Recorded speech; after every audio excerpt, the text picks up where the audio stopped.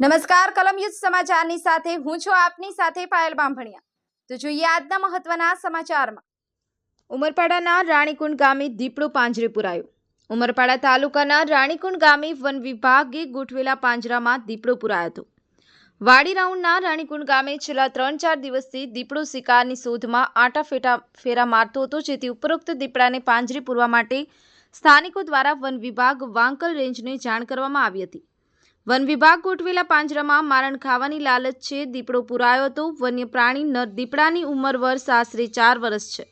આગળની કાર્યવાહી માટે દીપડાને ઝંખવાનું રેસ્ક્યુ સેન્ટર ખાતે લાવવામાં આવ્યો છે। નિલય ચૌહાણ, કલમયુદ્ધ સમાચાર, માંગરોળ।